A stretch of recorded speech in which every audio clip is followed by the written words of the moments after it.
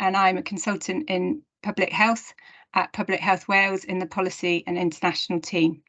And we've got a great hour ahead of us, lots of information to give you, and hopefully some useful discussion. So the socioeconomic duty was introduced in the 31st of March 2021, and it presents us a unique opportunity to use it as a lever to help address the health and improve health outcomes for the most disadvantaged people in our society. The research from the Equality and Human Rights Commission has highlighted that the SED is not fully implemented at the moment and that more support is needed. So hopefully this webinar will help give that support to organisations and public bodies that have a duty to fulfil it. On Tuesday, Public Health Wales launched a toolkit which we're going to present to you today, and we really hope that it will act as a lever to help to embed the socioeconomic duty in systems and processes within your organisations. So we have some great speakers today, and I'm just going to introduce you to them. We have Lewis Brace, who is a Public Health Policy Research Officer from Public Health Wales, and he's going to give an outline and overview of the toolkit. We have Caroline McDonnell, who's a Senior Public Health Practitioner from Gwent Public Health Team, and she's going to describe to us a system approach that they've used in Gwent for tackling health equity and the social determinants of health. We have Lee Parry-Williams, who's a Senior Public Health Practitioner from Public Health Wales Welsh Health Impact Assessment Support Unit, who is going to talk about the process of health impact assessment and how this can be linked to the socioeconomic duty. We also have Helen Flynn, who's Head of Policy Research and Campaigns at Just Fair, and she's going to give us a flavour of other examples of whether socioeconomic duty has been implemented across the UK. So thank you, speakers, for joining us today and giving up your time. While I go through the housekeeping notes, I just wondered whether you'd just like to reflect on this question and in the chat maybe put your answers. So what is your organisation doing to reduce health inequalities, and has this been linked to the socioeconomic duty? So it'd be really good to just get a feel of what organisations are doing and whether you're already using the socioeconomic duty as that lever, or whether this is something that's new to you and you want to get more involved in the future. So a few housekeeping things. The first is that we're going to listen to the presentations, and if you have a question that comes up, put it in the chat, and that chat box will be monitored, and we'll answer as many questions as we can at the end of the presentations. And you're welcome to ask the questions in English and in Welsh. This webinar is recorded and it will be available on the Public Health Network Cymru website after this event. And also, if you have any problems during the webinar, please flag that in the chat and someone will try and help you. So without further ado, I'm going to hand over to Lewis, who's going to give us an overview of the toolkit. Hi everyone, I'll just share my screen, get the slides up.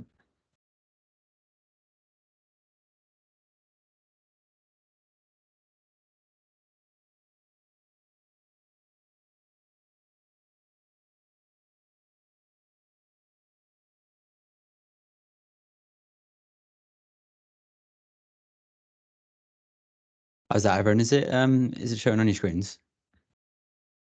Yeah, it's showing. Lovely, thanks, Joe. Yeah, so hello everyone, thank you for joining us today, and good to see so much interest in the duty and health in Wales. I'm Lewis, and together with my colleagues at Public Health Wales, we've produced.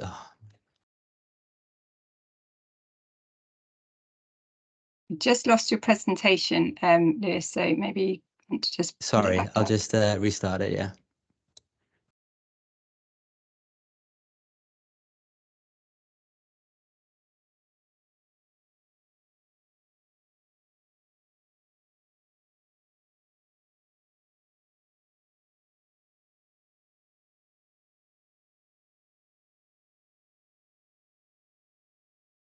But you can see it now.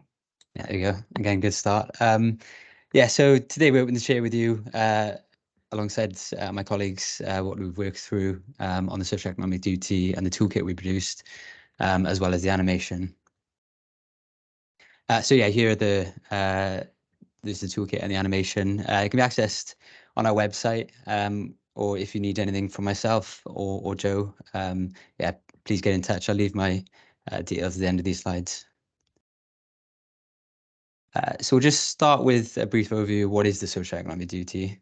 So the overall aim of the duty is to support public sector bodies in Wales to make better decisions that will improve outcomes for people and communities who experience socioeconomic disadvantage. The duty places a legal responsibility on public bodies when they're taking strategic decisions to have due regard to the need to reduce the inequalities of outcome resulting from socioeconomic disadvantage. But by the end of this, we want you to come away and recognise that the duty is not only legislation, but an important opportunity to reduce health and other inequalities of outcome.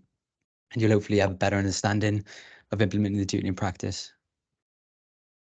And yeah, we'll quickly go through some terminology. So what do we mean by public bodies? The public bodies we refer to are, for example, NHS trusts like Public Health Wales, the authorities of Wales, including national parks, fire and rescue, Welsh Revenue, and special health authorities. But really, this toolkit we produce, we encourage for all organisations to use. And what are strategic decisions? These are decisions outside of the day-to-day, and are those that affect how the public body fulfills its intended statutory purpose. This can include medium to long-term plans, service delivery, and improvement plans. So Audit Wales, in their review of the Equality Impact Assessment, found confusion around this term. As a preemptive measure to avoid confusion, public bodies can support the implementation of the duty by clarifying the scope of the duty on their own policies and practices. And what is due regard? Those with a legal background would be well versed with this term. It means giving weight to a particular issue in proportion to its relevance, which is also key to remember when we discuss impact assessments later on. So what is socioeconomic disadvantage and inequalities of outcome? In broader terms, socioeconomic disadvantage means living in less favourable social and economic circumstances compared to others in the same society. As a very quick case study, I can talk about area deprivation, but more detail on each of these areas of disadvantage can be found in the toolkit we produced. So if we want to consider area deprivation an example, the most deprived areas in Wales tend to be the most densely populated areas, such as the South Wales valleys, areas within cities, and some coastal and border towns in North Wales. And an example of this is shown in the 2019 Welsh Index of Multiple Deprivation map, as you can see on the slide on the left, where all 10 of the most deprived lower super output areas in the Vale of Glamorgan are located in Barry, which you can see that dense cluster in the bottom right-hand corner of the map. But perhaps the most striking example of what area deprivation means for inequalities outcome is when we consider healthy life expectancy. Now, for males, we find a 13-year difference in life expectancy when making a 30-minute journey across the heads of the valleys between Monmouthshire and Blaen y Gwent. And the wider implications of this can be understood in, for example, hours of unpaid pay by the family, increased healthcare use, poorer quality of life, reduced participation in the labour market, and then therefore wealth accumulation. And the evidence shows that the most deprived areas are correlated with poorer health and social outcomes, including poorer physical health, mental health, educational attainment, and neighbourhood problems such as unsafe streets and pollution. Saying that, it's important in Wales and elsewhere to consider that the duty asks us to view socioeconomic disadvantage through three lenses. That's community of place, community interest, and intersectionality. So socioeconomic disadvantage will not always be experienced in distinct and recognisable communities. And for example, area-based measures have been found to be limited in identifying individuals that are income and employment deprived. And the picture becomes quite complex then when we take into consideration rural areas and measuring deprivation within those communities. It's important to consider then using multiple sources of information with multiple different measures to understand how these interact and overlap. And we move on to system leadership. So the duty can be used as a lever to routinely embed thinking about the impact decisions on this group and into the processes within organizations. To achieve this, it is likely that there will need to be a shift in the culture away from seeing the duty as a tick box exercise and recognizing its ability to deliver seismic change in the way that we work. Whilst the statutory focus of the duties at the strategic level, the ultimate aim should be for consideration to get this mainstreamed. It has the potential to have a major impact on the way in which other practical or day-to-day operational decisions are also made. And this iceberg illustration below illustrates the different levels at which systemic change can take place. We've got the deeper changes, which tend to result in great impact, but less dramatic shifts can pave the way towards these deeper changes. And within the toolkit, we have a number of checklists like the one you can see on the screen. So research from Leeds Beckett University highlights the need to create a map of moving and interacting drivers and the need to recognise that tackling a single driver in isolation will not work. There is a need to examine the contributors of individual organisations, but also how the full system works together and can be more than the sum of its parts. We have a checklist that can be used for this process, as you can see, as you could have seen on the previous slide. We also have key questions to consider that you'll see also throughout our toolkit for system change and the other chapters we cover. So implementing the duty in practice, I won't go too much into detail with this because I know Lee from the Wales Health Impact Assessment Support Unit was then shortly covering this, so I'll keep this part brief. The statutory guidance provides a 5-stage approach to paying due regard to the socio-economic duty and outlines the steps of identifying the need to carry out an assessment, how to complete an assessment, the cycle of then reviewing the policy or intervention, and then reporting to senior decision makers and board members. The impact assessment can be viewed as a participatory tool that provides an opportunity to include the perspectives of those with lived experience at the earliest possible stage of the decision-making process and analysed in conjunction with other available high-quality data. To assess whether decisions have been mitigated impact or added value, the impact assessment should include recommendations on how they are monitored and evaluated, which will also be used to identify whether there were any unanticipated impacts. And on data, this table is an example of data that is available to Wales and all public bodies in Wales and covers the majority of the measures we discussed in terms of measuring socioeconomic disadvantage and the inequalities of outcome associated. Public bodies will have access to varying degrees of quality and relevant evidence. But for example, local health boards will have rich data available to them on key health-related inequalities of outcome, whilst local councils will have, for example, access to key measures of socioeconomic disadvantage in their area, such as free school meal entitlement. For these reasons, it's important then to work in collaboration with each other, sharing learning approaches, used good practice examples, and pooling resources. For data and intelligence to be effectively and efficiently used to improve data-driven and evidence-based decision-making, proficient data skills amongst all staff members should be valued as a key resource and prioritised for improvement. This highlights the importance of staff training and capacity building within each of our organisations. There are, of course, evidence gaps that will need to be addressed, and this is an important time to review your routine data collection and then engage with those with lived experience also.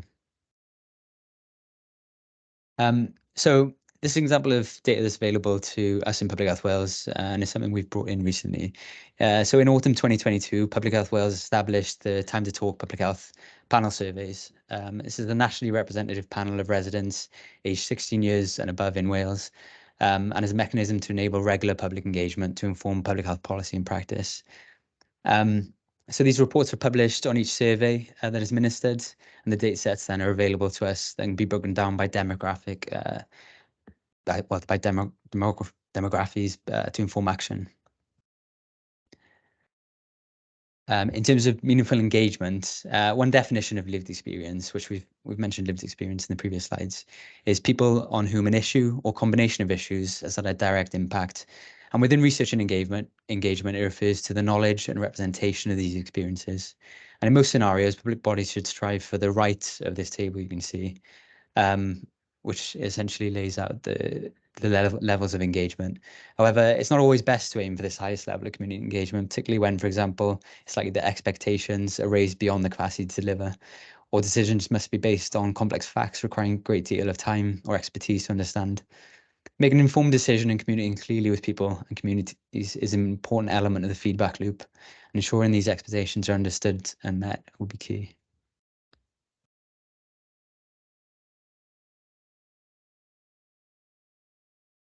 So as you can see on the slide, this just goes a bit further into engagement, and involving people is one of these. To ensure the lived experience is faithfully captured, it cannot be reduced to single case studies or user stories. It must be representative engagement across the wider population group.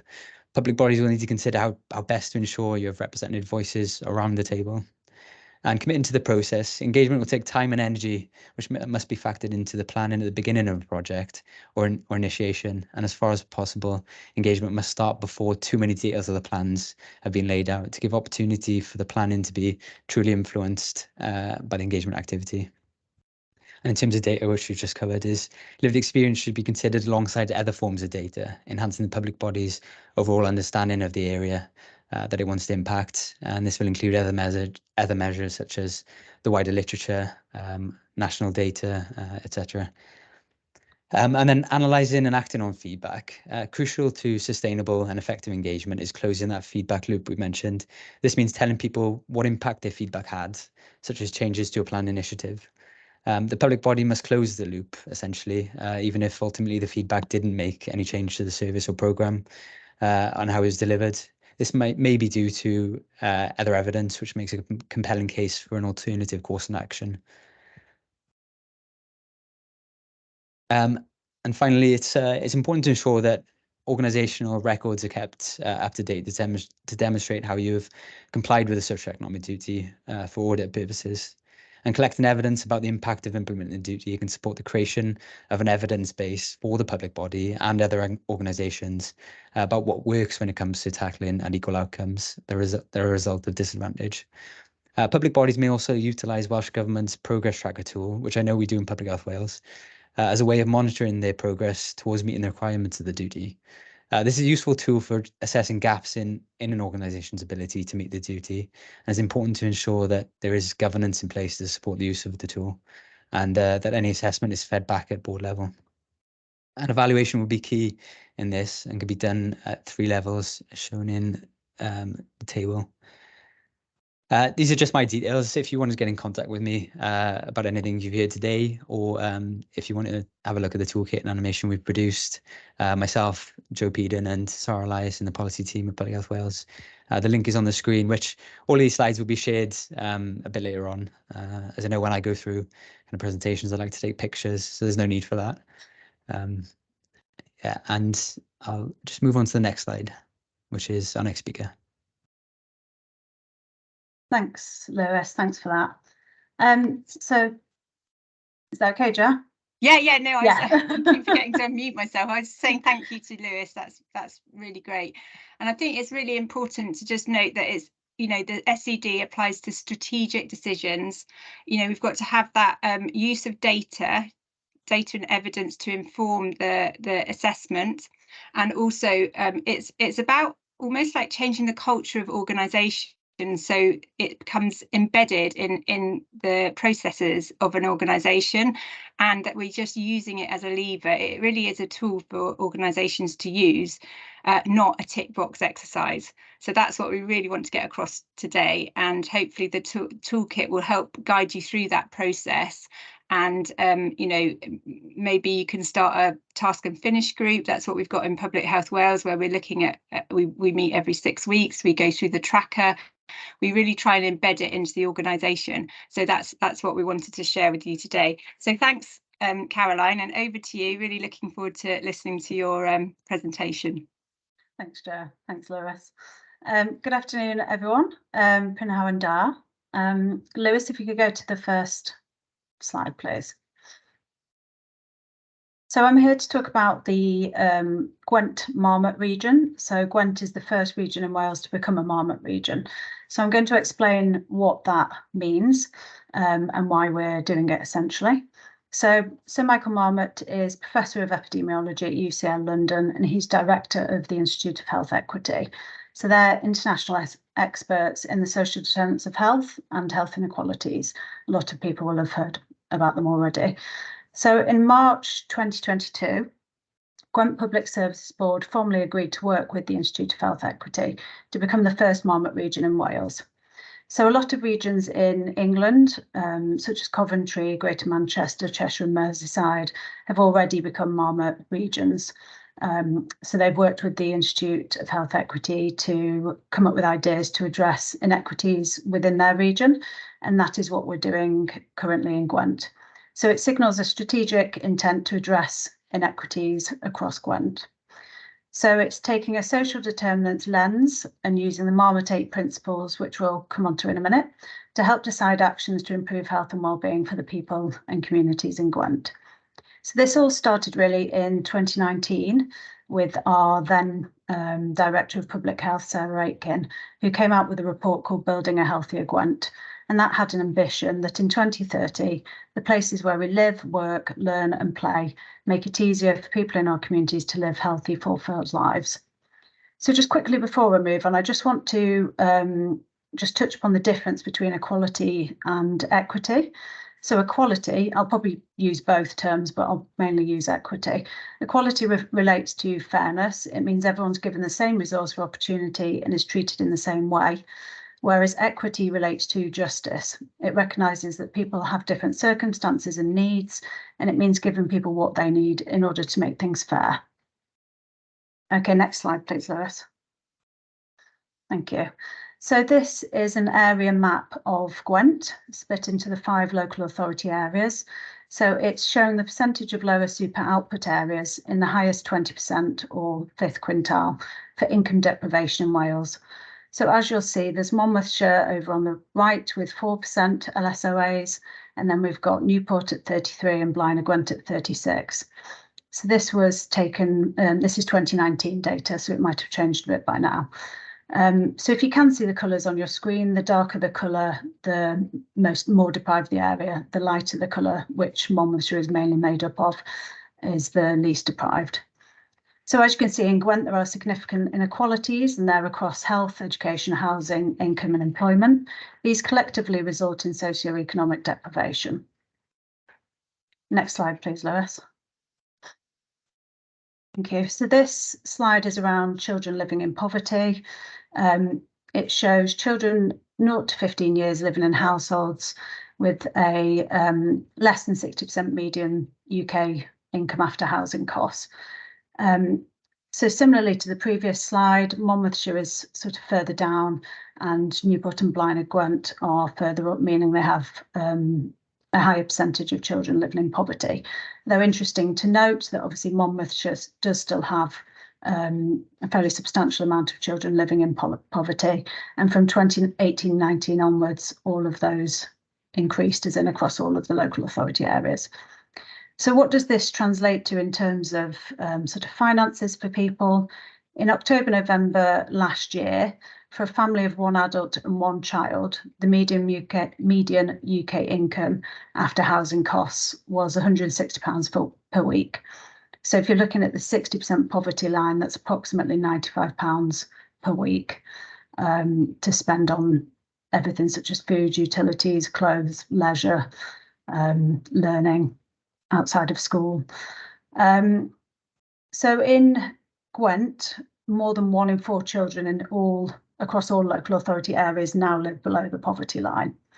And I probably don't need to tell people on this webinar that children from deprived households achieve poorer school results, limiting their opportunities for the future and increasing the risk that poverty will be passed on from generation to generation. Next slide, please. So this slide is looking at life expectancy and healthy life expectancy in Gwent. If you look at the image on that, so this is 2018 to 20 data. If you look on the left, you've got the life expectancy split between males and females, and also split between most and least deprived. So for life expectancy, it's about 6.5 years difference between the most and least deprived for males and females.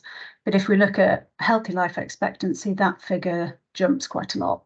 So it jumps for males to 13 years and to females to 20 years. So in the least deprived areas in Gwent, females live 20 years more not in good health compared with females in the least deprived. obviously a huge difference. So life expectancy and healthy life expectancy follow the social gradient in health, meaning that people who live in more deprived communities have fewer years of life free from ill health and are more likely to have shorter lives. Next slide, please, Lois. So the Building a Fairer Gwent work, which is the Marmot region work. So just to highlight who has led on this work so far. So this is a list of organisations that have been leading this work. So obviously we've been working with the Institute of Health Equity. I'm part of the Aneurin Bevan University Health Board Public Health team. And so we've created a team called Building a Fairer Gwent. We've got a leadership group, which is made up of CEOs or leaders from Monmouthshire and Torvine councils. There's a representative from Welsh Government. My team, the Building a Fairer Gwent team, are there. Gava, a representative from Gwent Association of Voluntary Organisations, and a representative from Tai Canon Housing. We also have a planning group, which is similar to the above group, but possibly less senior members attend to sort of go through the planning and the more nitty-gritty aspects of it. And then we've also got the Gwent Public Service Board and their 8 statutory members. So we have been working across all local authorities in Gwent, but Monmouthshire and Torvine have been on kind of the people that we work with the most. Next slide, please, Lewis. So these are the Marmot 8 principles, just to kind of run through them quite quickly in case someone hasn't seen them before. We've got give every child the best start in life, enable all children, young people and adults to maximise their capabilities and have control over their lives, create fair employment and good work for all, ensure a healthy standard of living for all, create and develop healthy and sustainable places and communities, strengthen the role and impact of ill health prevention, tackle discrimination, racism and their outcomes, and pursue environmental sustainability and health equity together. Next slide, please, Lois. So this is what we've done so far. If you've just got a small screen up, you might not be able to properly read what that is, but it's just a timeline from March last year, 2022, when we formally agreed to work with the Institute of Health Equity. I won't run through it all, but just to highlight some key points. So the programme team, the Building a Fairer Gwent team, started in September last year. We had our leadership launch event in October last year, which is the event that Michael Marmot attended and spoke at. So that was held at the Lycett Institute in Newport. We then worked with the PSB and the local authorities to hold stakeholder workshops. So these were to discuss the draft Gwent Wellbeing plan and the Marmot work and how we could align the two of those.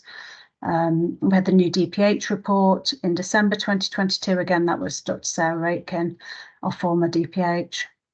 We came out with the new Building a Fairer Gwent branding in January this year. The draft wellbeing plan came out mid-March, but is being released officially alongside the Institute of Health Equity report for Gwent in June. 1 minute left, Caroline. Okay, thanks, Jo. So just quickly looking at the wellbeing plan, we've managed to get an objective into the wellbeing plan around equity and a step here. This is highlighted on this slide. You can read it fully afterwards. So just moving on, please, Lewis. We're on slide number 10 now, please. So next slide, please, Lewis. Thanks. So just to quickly show that these are all the accountable leads for IHE recommendations. So these will be shown in the report for Gwent coming out in June by the IHE. Next slide, please, Lewis. So we've got a table here of some possible quick wins, which we think might be achievable by March 2024. But actually, in terms of the steps, there are in total 192. Recommendations from the Institute of Health Equity. So obviously we've got quite a few to get through, but as they've pointed out, they are recommendations and they're not a sort of checklist. It's not a checklist exercise of what we can do. It's more suggestions of what can be done and going about having a look at prioritising them and how they might be done. So just to go on to slide number 12, please, looking at some of the challenges ahead. So time is a bit of an issue because the programme team were only contracted for a year. So we're up in kind of early to mid-September. I think outside of that, maintaining momentum and longevity for the Gwent Marmot region for the programme in general will be sort of difficult, particularly without a programme team to support that and facilitate it. How to use the Institute of Health Equity recommendations alongside national wellbeing goals for Wales will also be a challenge, but what we've always said is that the Marmot principles and the Marmot approach will be used as a means of delivery. And then we've got monitoring and evaluation, which we're working on at the moment, just as an evaluation of the kind of first 9 to 10 months of the programme. And we've written a document for suggestions for the wider monitoring and evaluation, but we need to establish who will take that on and move forwards with it. And then just standard challenges around partnership working and systems working, and just making sure that we can make a real difference to the people of Gwent. So if there's time for the final slide, just to highlight how building a fairer Gwent, the Gwent Marmot region and the socio-economic duty are aligned. I won't read through them, but I'll leave it there for you. Thank you. Good. Thank you, Caroline. That's really great. And I did like the point that you got on one of your slides about, one of the points was about assessing the use of the SED for public service boards. So I think that's a really, that would be a really good way to elevate the use of the socioeconomic duty. I did actually think that statistic that you gave about £160 being the median income for spending for a family for a week was pretty shocking, especially if that £95 is the poverty line. And I think that actually having that figure really brings it home to us about how people are struggling and how we really need to use this duty effectively. Thank you. So I'm going to pass over now to Lee Parry-Williams, who's going to talk about health impact assessment. Thank you. Thanks, Jo. Hi, good afternoon, everybody. I'm here to represent the Wales Health Impact Assessment Support Unit, and I'm just going to run through an argument, if you like. We think that the health impact assessment framework could support both the 5-stage approach assessment that's laid out in the SED, but also it could cover the wider public sector duties that are placed on public sectors. Next slide, please. So that's the question I'm posing. Could the health impact assessment tool help? So therefore, yeah, you can go on to the next one, Lewis. Thanks. I'm just showing here the 2 definitions that underpin both health impact assessment, but it sits within the policy context of health in all policies. And HIA is seen as a tool to support the implementation and the understanding of health in all policies. The SED guide that's been published today, we contributed to the section on the implementing the duty in practice. We did this in response to the requirement within the implementation of the duty to pay due regard, within which there is a need to undertake some form of an assessment. But from our experience within HIA, we felt that HIA offered a way of managing and supporting that implementation of both the SED, but also some of the other duties placed on public bodies. Also bearing in mind that later in this year, or at the beginning of next year, there will be a duty placed on public bodies for statutory HIA as well. We don't know what the circumstances are yet that will be included in the regs. We're waiting for the consultation to come out. But again, what we're getting back from people when we talk about this is that it's getting a bit of a crowded market, if you like, in terms of impact assessments. And we question ourselves, how can we maintain the quality and the evidence that your considerations have been meaningful and that the risk doesn't become a tick box? So that's what focuses our minds to a certain extent within the unit. Next slide, please. These are a couple of quotes that I came across. But in essence, how I see these, they're all talking and highlighting inequity. Whichever lens we use, in this case, they're talking about economy, but we could still place it into the context of creating policies or services. But all of them are badly planned and with no due regard or assessment undertaken during the planning and development, then how are we to know and how are we to evidence that what we plan runs the risk of impacting on equalities and equity? So therefore, next slide, please. this has already been highlighted, the difference between equity and equality, but also this lists those other duties that are placed on public bodies that all really have a focus on equity and equalities.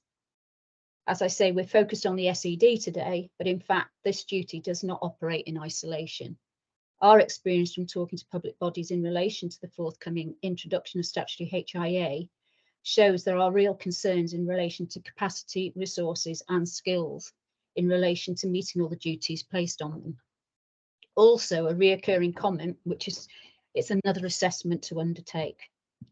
Rather than seeing these assessments as an opportunity to maximise the potential of our policies and services to address inequalities. We also know from recent studies and audits undertaken of certain impact assessments of the need to reduce the risk of assessments becoming a tick box exercise. Thank you. Next slide, please. What all these duties we would say are focused on are that goal of a more equal Wales. We also recognise the concerns that people have in terms of undertaking these assessments for the duties that are placed upon them. But what all the assessments are about are ensuring and evidencing consideration has been given to how what we are planning and the decisions that we are taking are not impacting negatively on equality. What also these particular duties and the focus on inequalities is the focus on populations, groups, communities. They're all termed differently in these different duties, but essentially they're all focused on people. And also they are focused on those factors that can impact, that they have limited control over in a lot of cases. And those are what we all know from a public health perspective as wider and social determinants of health. Next slide, please. So why are we saying that HIA could support the implementation and the assessment around these duties?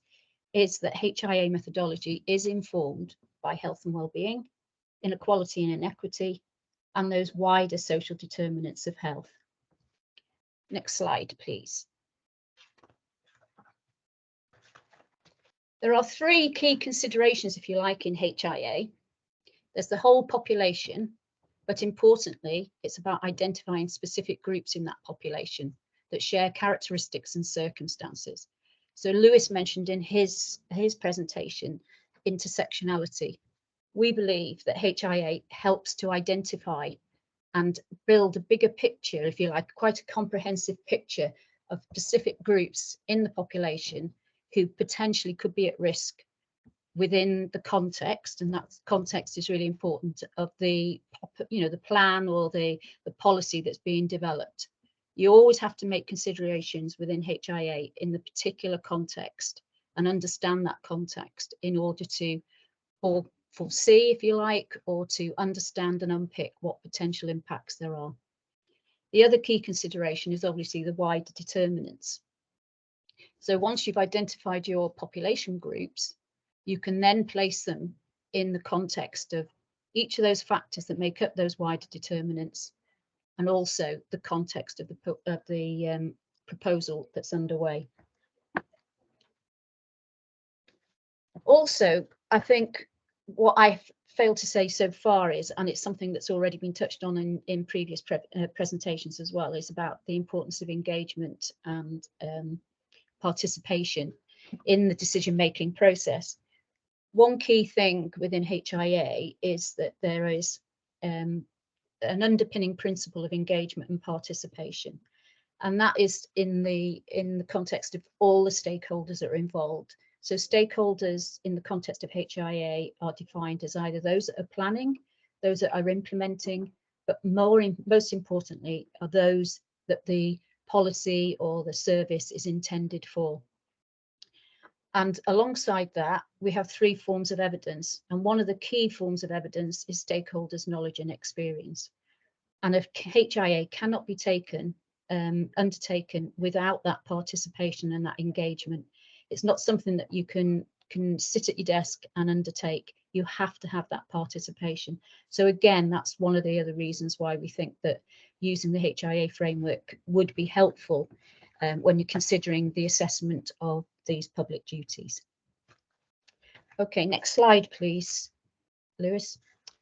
This is taken from the guide, and for further reference and for further insight, if you wanted to go to the guide, I think this appears on between pages 16 and 20. What this is showing is how the population groups, as we see it in the framework of HIA, how that covers those populations at risk within the other considerations of SED and equality considerations. So, for instance, in age-related groups, we would be thinking that is a protected characteristic, but it's something that we consider. But we don't just look at age, we build that bigger context of the groups that we identify. So we get that intersectionality as well, and we get a complex picture of the circumstances of those groups. And then, next slide, please, Lewis. If we skip that one and go to the next one. Once we've identified those population groups, we then consider them in the context of each of those wider determinant factors. And these tables that are in the guide highlight how those wider determinant factors, how they read across, if you like, to the wellbeing goals and to the SED and to the equality considerations. 1 minute left. Sorry. Okay, that's fine. Some of our thinking is that if you undertook a HIA or an element of the HIA to start off with, you would then identify those groups that you have got concerns with, and you've also got some of the causative pathways, if you like, how that impact may be created. And therefore, then you could undertake more focused work alongside representatives of those groups that you've considered to be, and that would then lead to greater engagement and participation. And so we come to the next slide, please. And we can skip that because that's just more information about how those the wider determinant factors read across. So the conclusions are that a HIA, we feel, allows a holistic view to be taken initially, covering all the relevant considerations for the duties, and can then lead to a more in-depth assessment for specific factors or population groups. And you could apply appropriate frameworks and approaches to do that. Also, applying this approach, we know that it has led to the development of combined assessment templates underpinned by HIA methodology, i.e. the Denbighshire County Council assessment tool, which they've already incorporated wellbeing and SED and equality considerations. And they feel quite confident that once HIA becomes statutory, that they can incorporate that quite easily as well, because all the factors are there to start off with. And finally, we know that it does help because we have examples where HIA screening has been undertaken initially to assess the impacts, and then the results have been used to inform other elements of assessments or directed decision makers to undertake further specific assessments. And the example we have, one of the examples we have there is in screening services when they were going to introduce a new fit test for bowel cancer, where we undertook a HIA participatory workshop, and from that, then screening services were able to work directly with those protected characteristic groups where they felt that the impact of that new test may be greatest. And if you want to ask questions or you've got anything to ask about HIA, my contact details are there. And also, as we move forward, our unit has developed a HIA network of practice where we discuss, we have events and we just have questions and answers, and it's a place where people can come with any questions they have around HIA. So consider joining that, because that will keep you up to date as well in terms of some of the work around the introduction of the statutory HIA as well. Thank you. Brilliant, thank you so much. That's really helpful. And again, highlighting the importance of involvement, co-production, and how, you need to really find out the views of the people that you're working for and with to inform your SED. So moving on now to our final speaker, who's been waiting patiently. Thanks, Helen. And you're going to just give us some examples of other areas that have implemented the duty successfully. And also, hopefully, we'll get a few minutes for questions, but we look like we're quite on the minute. So I'll pass over to you. I will try and whip through quickly, so don't worry. So my name's Helen Flynn. I was already introduced, so we can skip through that. I work for Just Fair. Liz, can we go to the next slide, please? And Just Fair is part of what's called a One for Equality campaign, and the overall aims of the campaign are to advocate for the UK government to commence the socioeconomic duty, because although the devolved settlements in Wales and Scotland have gone ahead, England hasn't actually commenced the duty at the Westminster level, which is needed. And of course, Northern Ireland, where I'm from, you can probably hear my accent, has a completely different set of equality laws. The Equality Act was never extended to here. And then secondly, in the meantime, before we get that overall goal, we work to encourage local authorities in England to implement the duty at a local level. And a lot of them have voluntarily implemented the duty or working in the spirit of. And what I want to talk to you about today is some of that work. So the One for Equality campaign is a campaign from a lot of different organisations, and I see Laura from Greater Manchester Poverty Actions here today, which is fabulous. We do work including providing training, we do presentations, and we also develop practical tools. Linked there is our practical steps for implementing the duty document. And if you flick to the next slide, please, Lewis. We are also in the process of creating a new publication, and that's what I'm speaking about today. The lead authors are Megan Isaac from Just Fair and also Anna Lopez from Greater Manchester Poverty Action. So it's a joint publication between our two organisations. And the idea behind it basically is to gather case studies to show what difference adopting the duty has actually made. And it's aimed at either local authorities who are considering adopting the duty in England and want to see how it might work, or else local authorities and public bodies across the 3 nations and jurisdictions of the UK who have the Equality Act, who have implemented the duty or under a duty to comply with it, and are curious about what else they could do or what innovative ways they can maybe use it.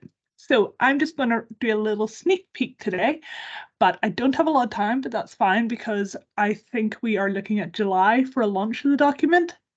The sign up for our mailing list is in the final slide, and I know Lewis will be circulating them. So if you want to learn more, please come to that launch or check out our website at the end of July. So the first one, first case study is from Merseyside Fire and Rescue, and they have voluntarily adopted the SED, and they used it to review their recruitment practices. And during that, they were able to identify that people experiencing socioeconomic disadvantage were underrepresented in their applications. So they took a look at what the barriers were. They realised, because they used the SED, that the driving licence requirement was a significant barrier to applying. And so they removed that requirement for prospective firefighters. And what they do instead now, so that was the kind of more negative action they took, removing it, but they also were proactive in that they now offer driving licence bursaries for successful applicants from 20 deprived areas of Merseyside. And they offer driving lessons in their training school, and they pay the cost of driving test and licence fees. And you'll see in the blue box there, the result has been 195 extra firefighter applications in 2022, 48% of which were from the 10 most deprived areas of Merseyside. Next slide, please. In Hackney actually implemented the socioeconomic duty at the same time as the public sector equality duty came in. So they've always taken a combined approach. So what they saw was, after the first wave of COVID-19, Hackney Council took the breathing room that they were afforded by that to review their response to the pandemic. And their equality review, with the socioeconomic disadvantage and its intersectional impacts centred in that review, led to the formation of something called Community Partnerships Network. That's a network partnership between the local authority, the clinical commissioning group, and community sector and local businesses. And it provided, importantly, culturally inclusive support to vulnerable, shielding and isolated residents. What Hackney Council reported finding was that decision-making in crises such as COVID-19 was really highly pressured due to time and resource constraints, alongside the significant uncertainty of the situation. But because their evaluation is that because they had the SED, the duty, embedded in a holistic approach, for over a decade by this stage, they immediately were able to recognise the unequal impacts of COVID-19 on people who were experiencing socioeconomic disadvantage and other marginalised communities, and were able to plan and be proactive in their response from the beginning. And they were able to identify from very early on that COVID-19 wasn't just a health crisis, it was also a crisis in a lot of ways for those experiencing poverty. So, for example, 474 households have been directly referred to the CPN for funded help with food and essentials. So, thinking about the pandemic from a very early stage, it's been more than just a health crisis. Next slide, please. And then final one I just want to run through with you is Harborough Council. Harborough Council is, and my English geography does not exist, my apologies, but Harborough Council is, from what I understand, considered to be a more affluent area. However, they became aware of the potential negative impact on mental health that debt could have, and that was particularly for them, the cost of living crisis brought that to their attention. There was the compounding impact for those already experiencing multiple disadvantage. And for this council, what I think is interesting, for those who had not previously experienced debt or had not previously been in contact with support services. So a lot of people, due to the cost of living crisis, were coming to this issue for the first time and having to seek help for financial issues for the first time. Harborough Council, because they had the SED, tried to preempt this by developing a set of resources to support people. And in collaboration with Home Start, with their Citizens Advice, the council created a financial first aid kit to offer advice and support for people. And you can see how it had a particular benefit for those who were experiencing financial hardship for the first time. And there was a particular focus on that for reducing negative health outcomes. So again, linking the impacts of debt, of problem debt in particular, to the impact it has on people's health, and thinking about these things in a spectrum. We think the duty's been really impactful in that kind of thinking. And then that's it for me, essentially. But last slide. I do want to allow time for questions. You want to hear about when our publication is going to be launched or other activities, please join our mailing list. Check out our campaign page for more information on this. Give us a follow on Twitter or contact me directly. And sorry that was such a whirlwind, but I do want to leave time for questions, so I'll pass back to Joe. Oh, sorry, one last thing. I want to say a huge congratulations to Public Health Wales for this toolkit and for the video. I think it's excellent. And I also think it's really brilliant that opportunity and levers are the things I'm hearing such a positive way to conceive of this duty. So well done. Thanks, Helen. That's really great. And I really like the way you brought it to life with some really good examples there of how we can use it effectively. We have literally got probably one question, time for one question, so I'm really sorry about that. And I want to also say that if you are interested in carrying on this discussion and conversation, because I'm sure there's many questions and much more that we could discuss, then please email Public Health Network Cymru and express your interest, and we'll be able to sort of get a group together to have actually a discussion around this rather than just a webinar and us presenting to you, because it's a little bit one-sided. So the question that we've got that's come through is around how we can prioritise the socioeconomic duty when there are so many competing priorities within our organisation. And I think that's a really great question. From my point of view, I think it's probably two things. It's about stressing that it is a legal duty, so there's a legal obligation to do that, but also using it as a how we can use it as an opportunity to draw in other work and maybe work on inequalities and social determinants. So you sort of framing your work around social duty, social economic duty, or alternatively, if you're working on health inequalities, you need to look at how the socioeconomic duty can actually help you. So I don't know whether any of our panel members would like to chip in on that. I think Lee's got her finger up. I just think it is. It's not a separate thing, and it's not in isolation. And a lot of the duties that are placed on public bodies in Wales are about addressing inequalities in inequity, aren't they? So I think it's informing our work in order for us to focus on the whole of those issues. And that's what I think. That's how I see it. It's not a separate thing, so therefore you don't just have to focus on that. It informs our work. And if you look at the new strategy that Public Health Wales, their long-term strategy that they've just published as well, at the heart of that, it's about addressing social and health and the inequalities that exist in Wales to address that. So I think it's part of a whole rather than seeing it as a complete separate identity. Thank you. Thank you. Lewis? Yeah, I was just going to say on that question, and before I go into it, thank you to all the guest speakers. I'm glad I got to go first and not follow you. So I was just going to say, and what Lee had covered as well in her presentation was on the overlap between all of the different duties and pieces of legislation. And I think she summarised it quite nicely. And I think for public bodies, in seeing the duty as an extra bit of work, it's to view it as a bit of overlap and embed it into your organisation, rather than something perhaps you consider you don't have time for. Yeah, so I was just going to say Lee covered that point quite nicely and had some nice tables. Thanks, Lewis. Helen? And just to add, I mean, one of the things we have seen in Greater Manchester Poverty Action, perhaps Laura could share the link, they have shown that 1 in 7 councils across England have now voluntarily adopted this, and they've done this in a time, don't forget, of an era of crises, of austerity, of COVID-19, of the cost of living crisis. So these compounding crises, they've chosen to do this and take this duty forward as a way to help them make more strategic decisions that help more people, and as a way to use their resources in a really efficient way so that it helps the people who most need their help. Thank you. Caroline, have you got anything you want to add? Yes, I think it's just reflecting on what everyone else has said, really, and backing that up, that it's not seeing it as a completely separate thing, but feeding it into the work that you do.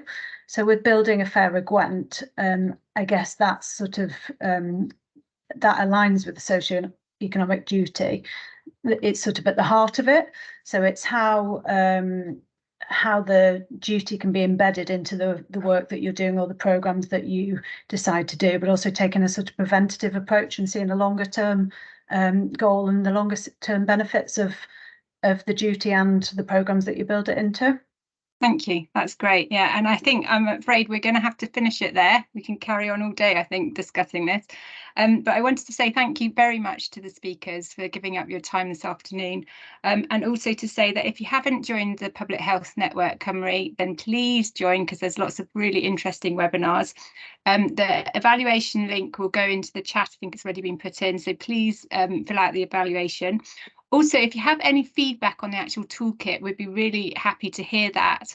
You know, if you want also any further support around the socioeconomic duty, I'm going to say get in touch with us, and we can help support you. And again, also if you want to carry on with the conversation, you know, we can arrange some meetings, to follow-up meetings to carry on the discussion. I think I've covered everything I'm supposed to cover. Just a really big thank you to everyone for attending today. Thank you. Thank you, everyone.